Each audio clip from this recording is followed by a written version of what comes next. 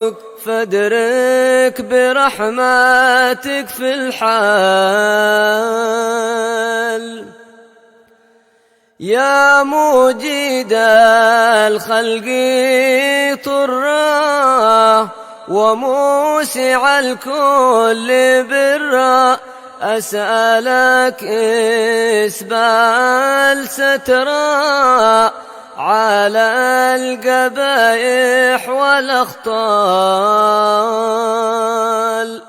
يا من يرى سر قلبي حسب اطلاعك حسبي فامحو بعفوك ذنبي واصلح قصودي والأعمال ربي عليك اعتمادي كما إليك استنادي صدقا وأقصى مرادي رضاؤك الدائم الحال يا ربي إني أسألك العفو عني ولم يخف فيك ظني يا مالك الملك يا وال أشكو. الحمد لله رب العالمين والصلاة والسلام على أشرف الأنبياء والمرسلين سيدنا محمد وعلى آله وصحبه أجمعين. نوينا التعلم والتعليم تذكر والتذكير والنفع والاندفاع والإفادة والاستفادة والحث على التمسك بكتاب الله وسنة نبيه والدلالة إلى الخير والدعاء إلى الهدى ابتغاء مرضات الله وقربه وثوابه آمين اللهم آمين. قال الإمام العلامة الداعية عمر بن محمد بن سالم الحفيظ في كتابه الاتصال بمعاني اليقين والقرب والسعادة وحقيقة الخلافة إلى أن قال رضي الله عنه ونفعنا به وبعلومه في الدارين آمين. جاء رجل إلى النبي صلى الله عليه وآله وصحبه وسلم فقال يا رسول الله لقيت من أقرب لدغتني البارحة قال أما لو قلت حين أمسيت أعوذ بكلمات الله التامات من شر ما خلق لم تضرك والله يقول في كتابه قل ما يعبأ بكم ربي لولا دعاؤكم. Al-Furqan ayat 77. Seseorang datang kepada baginda Rasulullah sallallahu alaihi wasallam lalu ia berkata, wahai Rasulullah, semalam seekor kalajengking menggigit saya. Nabi bersabda, kalau pada petang semalam kamu membaca a'udzu bikalimatillahi tammat min syarri ma khalaq, aku berlindung dengan kalimat-kalimat Allah yang sempurna daripada segala kejahatan yang dicipta, maka kamu tidak akan disentuh apa-apa bahaya. Allah berfirman, katakanlah wahai Rasulullah Muhammad, tidaklah Allah itu peduli kepada kamu kalau bukan oleh kerana doa kamu. yakni yang menyebabkan Allah memberi perhatian kepada seorang hamba adalah doa. Dengan berdoa, seseorang itu menzahirkan perlunya pada Allah. Dan keengganan untuk berdoa, seseorang itu macam tunjuk tak perlu pada Allah. Yang tak perlu kepada Allah adalah orang sombong. Yang tak perlu kepada Allah, orang yang takabur. Oleh sebab yang demikian, di dalam berdoa itu tak selalunya karena kita ada permintaan pada Allah lalu kita berdoa. Kalau kita tak ada keperluan maka kita tak berdoa. Tidak begitu. Seorang hamba yang beriman kepada Allah akan sentiasa berdoa kerana dalam doa itu bukan hanya kita meminta pemberian dari Allah, tetapi kita menzahirkan fakirnya kita pada Allah. Oleh sebab itu kita berdoa. Karena di dalam kita berdoa bukan hanya kita meminta kepada Allah apa yang kita tiada, tetapi dalam kita berdoa juga adalah meminta Allah menjaga apa yang kita ada dari Allah. Apa yang Allah beri pada kita. Untuk maintain nikmat itu ada kekal kepada kita, yang menjaga adalah Allah Subhanahu wa ta'ala. Nikmat mata, nikmat telinga, nikmat kaki, tangan, lidah dan semua anggota badan, makan, minum adalah semua nikmat dari Allah Subhanahu wa ta'ala, yang kalau seseorang berdoa kepada Allah Subhanahu wa ta'ala supaya nikmat itu dijaga, itu pun tanda perlu dan fakirnya seorang hamba kepada Allah Subhanahu wa ta'ala. Yani tak selalunya kita berdoa minta apa yang kita tiada. ولهذا قال الإمام عبد الله بن الحداد فدعائي وابتهالي شاهد لي بافتقاري فلهذا سري أدعو في يساري وعساري أنا عبد صار فخري ضمن فقري واضطراري. Doa saya dan rintihan saya sebagai bukti dan saksi kalau saya ini fakir kepada Allah dan saya ini perlu pada Allah. Oleh sebab saya fakir dan perlu, maka saya berdoa. Walihada sirri ad'u. Dengan tanda fakirnya saya pada Allah, saya berdoa. Dalam keadaan saya senang, dalam keadaan saya duka. Dalam suka dan dalam duka. Dalam keadaan senang, dalam keadaan susah. Dalam senang berdoa, dalam susah pun berdoa. Ada hikmah daripada doa. Oleh hada kalau bukan oleh karena doa, Allah tak peduli kepada kamu. Tapi karena doalah yang menyebabkan perhatian Allah kepada orang yang berdoa. Faham tak? Oleh hada di antara keberkesanan doa ataupun zikir, seorang kalau di pagi hari atau di petang hari baca a'udzu bikalimatillahi tammati min syarri ma khalaq, akan dijaga oleh Allah Subhanahu wa taala daripada apa-apa yang berbahaya. Faham tak? Oleh hada ambillah daripada, kalau kita sekarang kan banyak kita ambil langkah-langkah penjagaan, SOP, ya kan? So kita pakai masker, pakai sanitizer, kemudian ada social distancing, kemudian kita pun tak bersalaman. Asbabul wiqayah, yakni langkah-langkah zahir yang kita ambil untuk menjaga. Kalau itu yang kita buat penjagaan supaya kita tak terkena macam-macam perkara yang membahayakan, kita lebih utama untuk kita minta supaya Allah yang jaga. Dengan apa? Dengan dengan zikir-zikir yang diajar oleh Nabi sallallahu alaihi wasallam. Faham dong? Jadikan ini bahagian daripada SOP juga. Pagi dan petang, a'udzu bikalimatillahi tammati min syarri ma khalaq. Wa qad kana al-muslimuna yu'awwiduna abna'ahum 'ala adh-dhikri wad-du'a. Kaum muslimin satu ketika dahulu membiasakan anak-anak mereka dididik dengan berzikir dan berdoa. Min ayami sibahim wa sigharihim, mula daripada kecil lagi. Yu'allimunahum an la yakulu illa bismillah. Mereka mengajarkan anak-anak mereka untuk tidak makan kecuali menyebut bismillah.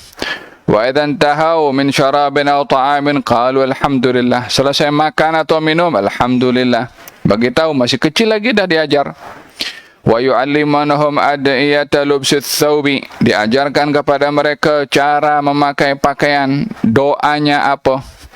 bukan hanya baju baru saja dibelikan, bukan hanya pakaian baru dibelikan, diajarkan doanya, adabnya. Wa ta'am wan naum wal qiyam minan naum, ada makan, doa tidur, doa bangun tidur, diajarkan semua. Hatta idza aradu dukhul al khala'i wal khuruj minhu 'allamu dzikra wad du'a al khassa bihi, sehingga masuk bilik air, keluar bilik air pun diajarkan zikir dan doa yang khusus. Jadi anak kecil itu terdidik dengan zikir, terdidik dengan doa, ada ketergantungan dalam hatinya kepada Allah, ada ikutan kepada baginda Rasulullah, sehingga masuk bilik air ingat Nabi pun juga masuk bilik air. Beza orang masuk bilik air ingat ikut apa Nabi buat dengan orang masuk bilik air macam tu je. Faham dong? So ada irtibat, ada keterkaitan dengan Allah dan juga dengan Rasulnya dalam kegiatan keseharian. Bagaimana budak yang tumbuh dewasa dengan keadaan seperti ini, dengan budak yang hari-hari dengan gamenya, dengan dia punya permainannya, dengan tak reti adab, la doa wala zikir, apa yang akan menjadi ikutan kepada budak itu kalau daripada kecil tidak dididik? Kata pepatah mengatakan, yakburul waladu ala ma'awadahu abuhu, anak itu akan menjadi dewasa dengan kebiasaan apa yang dilakukan oleh ayahnya. Ayahnya membiasakan dengan hal-hal yang tak berguna, maka ia tumbuh dewasa dalam keadaan tak berguna. Faham tak? Ada tanggungjawab orang tua terhadap anak. Bal kanu yashtarituna 'ala al-murdi'ati an la turdi auladahum illa wa hiya tadhkurullaha ta'ala. Bahkan orang tua dahulu kalau menyusukan anaknya kepada orang lain, maka tidak diberikan upah untuk menyusui anaknya, kecuali yang akan menyusui itu disyaratkan kalau nak menyusui dalam keadaan berzikir. Faham dong? Kita punya anak-anak, bukan anak kita lah, orang lain. Dididik dengan orang lain, pembantu yang dengan lagu India, yang dengan lagu dangdut, yang dengan lagu macam-macam.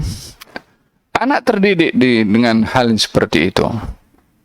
Agaknya anak tumbuh dewasa macam mana bila anak diserahkan kepada seseorang yang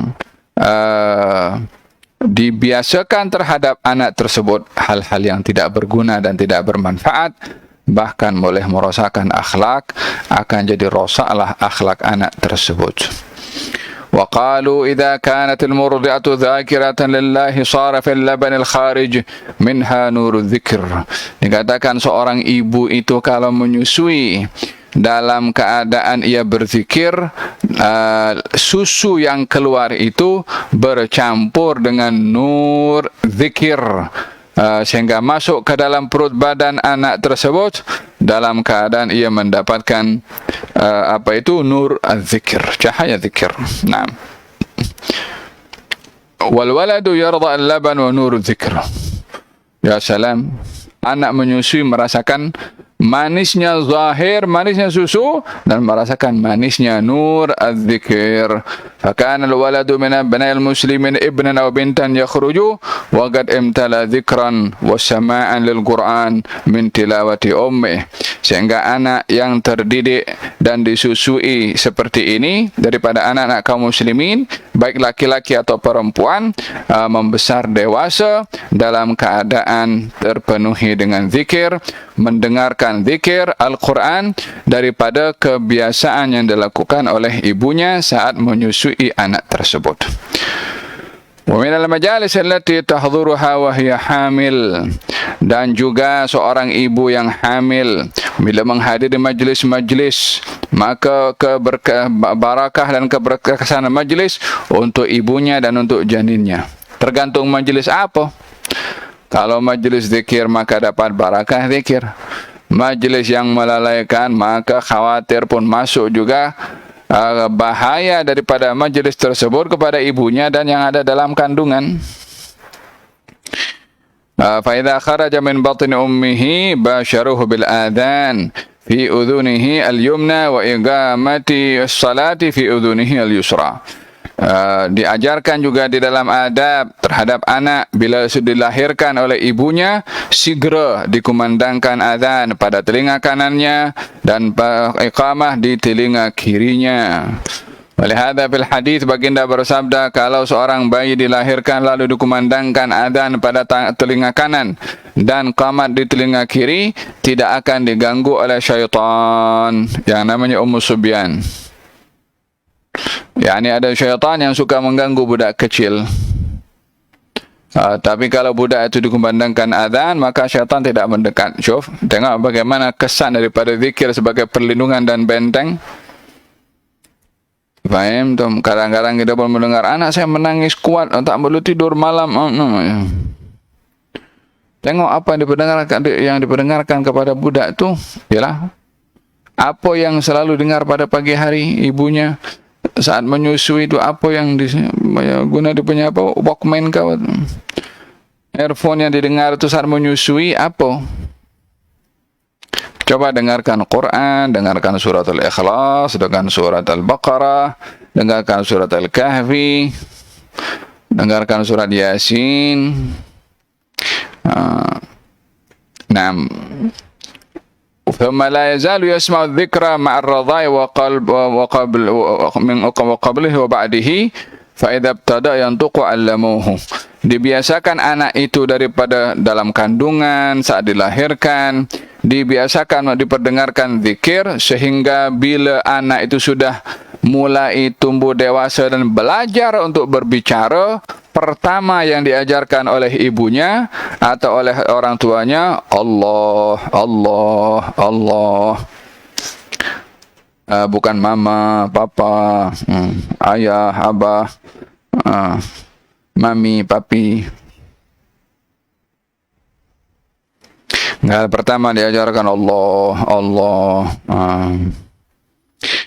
Faham tak? Ada tarbiyahnya orang dulu seperti itu. Hatta yabda as-sabiyyu yantiqu bismi rabbih ta'ala, sehingga budak itu pertama dia belajar daripada orang tuanya menyebut nama Allah. Wa kanu yamurruna bihi 'ala adh-dhakirina lillahi liyad'u lahu min ayyami sighari. Orang-orang dahulu mendidik anaknya, biasa membawa anak-anak itu untuk datang ke majlis-majlis yang ada di situ orang-orang berzikir agar supaya didoakan.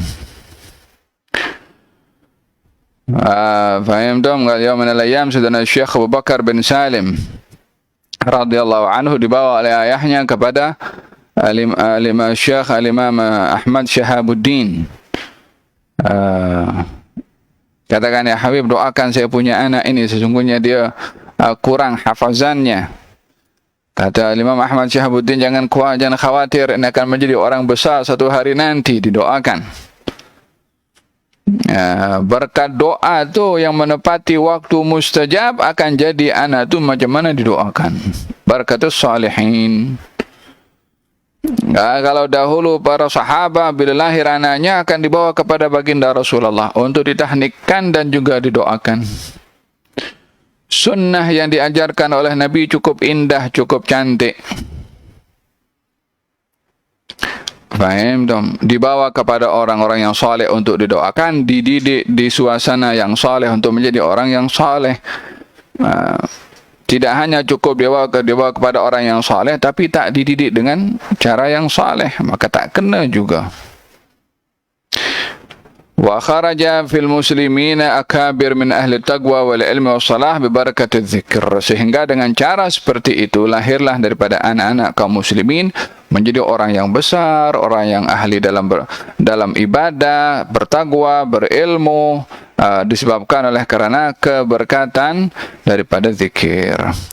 Wa kana al-ansaru idza wulida al-mauludu lahum fil madinati al-munawwarati hamaluhu ila Rasulillah sallallahu alaihi wasallam liyuhannikahu. Kaum Ansar dahulu kalau dapat anak, dapat cahaya mata, pertama dilakukan dibawa kepada Nabi untuk ditahnik. Fayuragigut tamra birigihi. Lalu Nabi menggigit korma itu, digigit sampai halus. Kemudian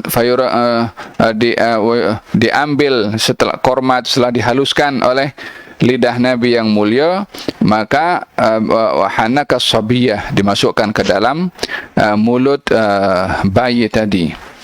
Fayasiru awwala ma yadkhulu jawfa as-sabiyyi rigu Rasulullah sallallahu alaihi wasallam. Sehingga pertama yang masuk dalam perut bayi itu adalah daripada kunyahan yang bercampur dengan ludah Nabi Muhammad sallallahu alaihi wa ala alihi wasallam. Ya subhanallah. Macam mana nak nak bercampur ludah dengan ludah? Ludah itu sesuatu yang kalau seseorang ada kadang meludah pun untuk hal yang kotor, ya kan? Sesuatu yang di mulut bila bercampur dengan kotor kita ludah. Kadang-kadang orang kalau geram kepada orang lain dengan meludah, ya bukan sama ludah kita dengan ludah Nabi SAW. Sehingga ludah Nabi yang bercampur dengan lisan Nabi yang sentiasa berzikir kepada Allah tak sama dengan ludah orang-orang yang tidak berzikir kepada Allah. Ludah yang bercampur dengan lidah yang berdusta, yang tipu, tak sama dengan ludah yang sentiasa basah dengan zikrullah. Ludah Nabi yang menyembuhkan mata Sayyidina Ali ketika sakit. Ludah Nabi yang mengembalikan mata Qatadah yang terkeluar daripada tempatnya. Faham tak? Ludah Nabi yang menyembuhkan kaki Sayyidina Abu Bakar As-Siddiq ketika disengat oleh ular. Bukan sembarang ludah. Faham tak? Thumma kanu yataraddaduna bil awladi ala Nabi sallallahu alaihi wasallam fayadha'uhum ala rijlih. Dan mereka membawa anak-anak mereka kepada Nabi, dan Nabi mengambil anak itu dan dipangku oleh Nabi, letakkan dalam pada pangkuan atau pada kaki atau pada pangkuan Nabi Muhammad sallallahu alaihi wasallam sambil bergurau dengannya. Fa idza bada al-waladu yakburu wa yamshi qalu lahu fi kulli sabahin. Bila anak itu sudah mulai belajar berjalan dan mula membesar, maka orang tua mereka mengatakan kepada anak itu di waktu pagi, idhab fadkhul ila baiti Rasulillah fasafihu wa idza wajadta al-mutahharata allati tawadda'a fihi fa idza wa in wajadta al-mutahharata allati tawadda'a fiha bil-laili fashrab bagi wudu'ihi. Anak-anak sahabat itu kalau sudah mulai membesar sedikit, mulai mendewasa sedikit, anak-anak sudah mulai berjalan, katanya pergi situ rumah Nabi. Budak kecil masuk rumah, tak ada apa-apa masalah, karena masih kecil, belum baligh. Walaupun berjumpa dengan isteri-isteri Nabi, budak kecil. Tengok bagaimana para sahabat mendidik anaknya belajar mengambil barakah daripada kecil lagi. Katanya masuk ke rumah Nabi situ. Kalau jumpa, salaman dengan Nabi, safihu. Kalau kamu nampak ada bekas, yang bekas itu biasa digunakan oleh Nabi untuk berwudu, ambil bekas itu, minum bekas airnya yang ada di situ. Fashrab bagi wudu'ihi. Minumlah daripada bekas sisa air wudu Nabi Muhammad sallallahu alaihi wasallam. Yo. Daripada kecil lagi diajarkan barakah. La ilaha illallah. Tidak diajarkan buruk sangka pada orang, benci pada orang. Wa ja'ana fi sahih annahum kanu yursiluna awladahum wa khadamahum wa ma'ahum aniyatahum wa fiha al-ma' liyadha'a an-nabiy sallallahu alaihi wa alihi wa sallam yadahu fihi ثم يعودون به إلى البيت فيشرب أهل الدار من الماء الذي غمس النبي يده فيه. Di dalam riwayat yang sahih, dalam sahih Muslim, dinyatakan beberapa orang-orang di Madinah dahulu menghantarkan anak-anak mereka dan pembantu-pembantu mereka pergi ke rumah Nabi membawa bekas. Bekas itu diisi air. Tujuannya sampai ke rumah Nabi hanya meminta Nabi letakkan tangannya dalam air itu. Lepas letak tangannya dalam air, bawa balik air itu ke rumah, diminum oleh seluruh seisi rumah. Apa itu? Air yang disentuh atau yang dicelupkan dalamnya tangan Nabi Muhammad sallallahu alaihi wasallam. Ya salam. Apa bezanya? Air pun daripada rumah sahabat tu minum saja terus. Tak diajarkan ambil barakah. Diajarkan hormat kepada orang-orang yang barakah. Faham dong? Wa min haula'i barazal mujahidun alladhina fatahallahu bihim al-amsar wa nashara bihim al-islam. Daripada orang-orang yang macam ni, Allah Subhanahu wa taala menzahirkan para mujahidin yang berhasil untuk membuka negeri-negeri menjadi negeri Islam. Bal qala Sayyiduna Abdullah Abu Mahdhurah anna Rasulullah sallallahu alaihi wasallam wada'a yadahu ala nasiyatihi faqara'a alayya wa ana sabiyyun wa 'allamani al-adhan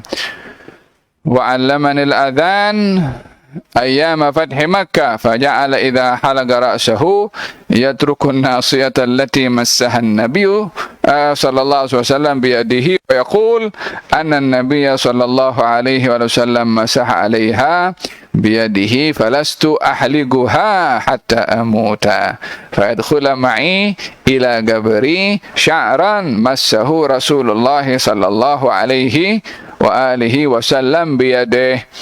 Seorang sahabat bernama Abu Mahdhurah katanya, satu hari Rasulullah sallallahu alaihi wasallam meletakkan tangannya pada ubun-ubun saya, rambutnya itu. Wa ana sabi, saya masih kecil. Rambutnya dipegang, kepalanya dipegang depan sini oleh Nabi sallallahu alaihi wasallam. Dan saya diajarkan azan. Tengok bagaimana pertama yang salah satu diajarkan oleh Nabi kalau jumpa budak diajarkan azan. Naam. Waktu itu berlakunya Fathu Makkah. Maka mula daripada itu setiap kali saya ingin cukur rambut saya cukur semua rambut saya kecuali bahagian rambut hadapan yang disentuh oleh Nabi. Gal saya tak akan cukur rambut setelah disentuh oleh Nabi sampai saya mati. Dan saya ingin masuk kubur dengan rambut yang pernah disentuh oleh Nabi sallallahu alaihi wasallam. Macam mana mereka ada ta'alluq kepada mereka para salihin. Subhanallah, di antara wasilah min wasail tarbiyah at-tahbib. Wasilah daripada wasilah mendidik anak-anak, menanamkan kesayangan dalam hati anak kepada orang-orang yang baik. Tahbibuhum lis-salihin. Menanamkan kepada anak cinta kepada orang saleh. Ya kan? Alima auladakum, ajarkan kepada anak kamu 3. Cinta Nabi kamu, cinta ahli keluarganya, dan Al-Quranul Karim. Merujuk kepada pentingnya mendidik anak cinta kepada orang-orang yang saleh, orang-orang yang mulia. Macam mana nak mendidik anak cinta kepada orang yang mulia kalau tak diceritakan, tak dikenalkan kepada orang-orang yang saleh? Tidak diperhatikan siapa yang menjadi ikutan kepada anak itu. Bawa anak-anak pergi ke tempat majlis-majlis orang-orang yang saleh. Kalau nampak dekat televisi, tunjukkan, kenalkan kepada anak-anak, ini fulan bin fulan, ini orang baik, ini orang yang saleh. Kamu kena sayang, kamu kena tahu apa yang dia sampaikan, kena dengar. Selalu tazkiruhum, tahbibuhum, ditanamkan apa? Rasa sayang kepada orang-orang saleh dengan diperkenalkan. Pepatah kita mengatakan tak kenal maka tak sayang. Bagaimana nak kenal dengan orang yang saleh kalau tidak dikenalkan oleh orang tuanya?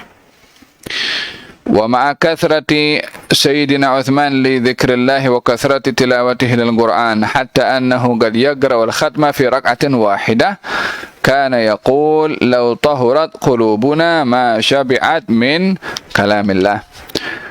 Sayyidina Uthman bin Affan yang banyak sekali berzikir sehingga kadang-kadang dalam bacaan Qur'annya itu dikhatamkan dalam satu rakaat. Ya Allah, berapa lama berdiri satu rakaat? Mungkin sebagian daripada kita mengatakan mana mungkin. Mula bila ukuran kita itu jadi ukuran kepada Uthman bin Affan radhiyallahu anhu wa ardhah? Adakah keberkatan yang Allah boleh berikan kepada Uthman tak boleh berlaku karena kita tak percaya? Lah, Allah kasih barakah pada waktu yang cukup kepada siapa yang dikehendaki oleh Allah walaupun akal kita mendustakan. Sayyidina Uthman bin Affan menghatamkan satu Quran dalam satu rakaat. Itu pun beliau mengatakan kalau hati-hati kita ini bersih maka tiada akan merasa cukup daripada membaca Al-Quran. Wa ma'a dhalika ihtafadha bi adhafir lin-nabi sallallahu alaihi wa alihi wasallam wa huwa sayyidul dhakirin fa awsa idza mata an tuj'ala fi famihi raja'a an yuthabbata 'inda as-su'al. Diriwayatkan oleh Imam Ahmad bin Hanbal. Katanya Sayyidina Uthman bin Affan walaupun khatam Quran dalam satu rakaat, itu pun beliau masih menyimpan bekas kuku Nabi sallallahu alaihi wasallam dan berpesan kalau saya meninggal dunia letakkan kuku Nabi itu di bibir saya supaya saya boleh jawab soalan mungkar dan nakir. Ya Allah. Bukankah Sayyidina Uthman bin Affan termasuk 10 sahabat yang mendapat kabar gembira masuk syurga daripada Nabi SAW? Ya, tapi itu tak mengurangkan rasa takutnya kepada Allah. Tak ada bergaranti, aku dah masuk syurga dah. Orang sekarang qiyamul lail 1-2 malam sudah sudah kunci syurga dipegang oleh dia. Baru sikit ibadah sudah merendahkan orang lain yang tak ibadah. Fala buta min rabdi ahlina auladina bima'ani dzikrillah wa dzikri rasulih.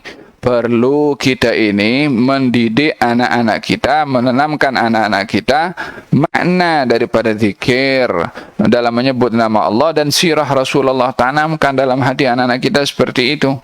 ولنأخذ أمر نبينا صلى الله عليه وآله وسلم الذي يقول فيه إذا مررتم برياض الجنة فارتعوا قيل وما يا رسول الله ما رياض الجنة قال مجالس العلم.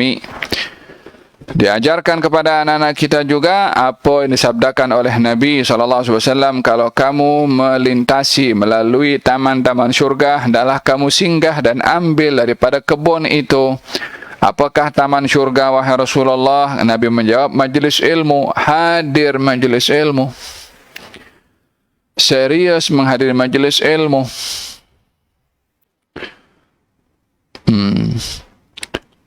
Wa fi sahih Muslim annahu kharaja ala qaumin min ashabihi yadhkuruna Allah faqala ma ajlasakum qalu jalasna nadhkurullaha wa nahmaduhu ala ma hadana. قال الله ما أجلسكم إلا ذلك قالوا الله ما أجلسنا إلا ذلك قال أما إني لم أستحلفكم تهمة لكم ولكنه أتاني جبريل آنفا فأخبرني أن الله يباهي بكم الملائكة. Dalam Sahih Muslim dinyatakan baginda Rasulullah keluar dan melihat sahabatnya duduk berzikir kepada Allah. Lalu kemudian Nabi bertanya, kenapa kamu duduk di sini? Apa yang menyebabkan kamu duduk di sini? Mereka menjawab, ya Rasulullah, kami duduk hanya berzikir, memuji pada Allah atas nikmat hidayah. Maka Nabi bersabda, demi Allah kamu tidak duduk kecuali untuk itu saja. Mereka menjawab, demi Allah wahai Rasulullah kami tidak duduk kecuali untuk berzikir sahaja.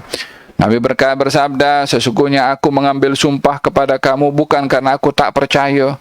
tetapi aku didatangi oleh Jibril dan memberitahukan kepada aku kalau Allah membanggakan kamu di hadapan para malaikat. Sehingga anak-anak yang kita bawa dalam majelis ilmu, dalam majelis zikir, anak-anak itu mendapat bahagian daripada kebanggaan Allah di hadapan para malaikatnya. Fulan hadir semua, termasuk yang disebut kita punya anak-anak. Faham dom? Ada bahagian daripada pentingnya mengisi diri kita dengan zikrullah dan mengambil berat tentang anak-anak dan ahli keluarga kita supaya mengambil bahagian daripada zikir. Moga-moga Allah Subhanahu wa taala membimbing kita sentiasa menghayati makna zikir, melazimkan diri dalam berzikir, menjadikan kita dalam golongan orang-orang ahli zikir, sehingga akan mengalir dalam tubuh badan kita nur az-zikir, barakah az-zikir, petunjuk az-zikir, rahasia az-zikir, dan termasuk daripada golongan orang-orang az-zakirin Allah katsiran wadz-zakirat a'addallahu lahum maghfiratan wa ajran azima. Wa sallallahu ala sayyidina Muhammadin wa ala alihi wa sahbihi wasallam. Alhamdulillahi rabbil alamin bi sirril Fatihah. Bismillahirrahmanirrahim. Alhamdulillahi rabbil alamin arrahmanir rahim. Maliki yaumiddin. Iyyaka na'budu wa iyyaka nasta'in. Shiratal mustaqim. Shiratal ladzina an'amta 'alaihim ghairil maghdubi 'alaihim waladdallin. Amin. Doa syifa untuk Haslinda binti Bahruddin, Muhammad Iqbal bin Muhammad Zakaria, Mukhtar bin Ahmad, Rajama binti Abdullah. Allahumma shallallahu mashfina wa iyyahum shifaan ajilan shifaan la yughadiru saqaman wa la alaman. Allahumma rabban nas adhhib 'anna wa anhum al-bas. اشفي انت الشافي وعافي انت المعافي لا شفاء الا شفاء شفاء لا يغادر سقما ولا الما. بسر الفاتحة إلى حضرة النبي محمد صلى الله عليه وسلم. الفاتحة. بسم الله الرحمن الرحيم. الحمد لله رب العالمين الرحمن الرحيم مالك يوم الدين. إياك نعبد وإياك نستعين صراط المستقيم صراط الذين أنعمت عليهم غير المغضوب عليهم ولا الضالين. آمين. اللهم صل وسلم على سيدنا محمد وعلى آل سيدنا محمد. علينا أنك تتوب الرحيم. دعواهم فيها سبحانك اللهم وأتهم فيها سلام. وآخر دعواهم الحمد لله رب العالمين. تقبل الله منكم. يا ربي يا عالم الحال إليك وجهت الأمل فمن علينا بالإقبال وكن لنا واصلح البال. يا ربي يا رب الأرباب عبدك فقيرك على الباب أتى وقد بت الأسباب مستدركا بعد ما مال. يا واسع الجود جودك الخير خيرك وعندك فوق الذي رام عبدك فادرك برحمتك في الحال.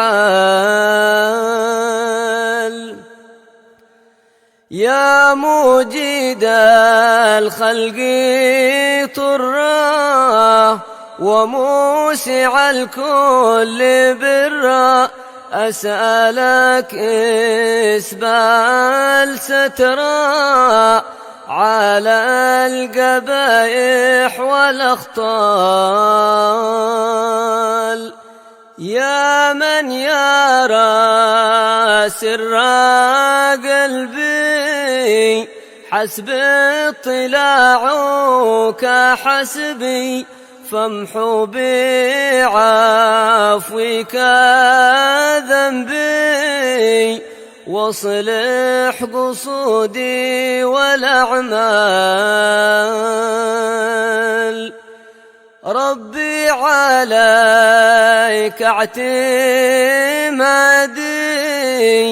كما إليك استنادي صدقا وأقصى مرادي رضاؤك الدائم الحال يا ربي إني أسألك العفو عني ولم يخف فيك ظني يا من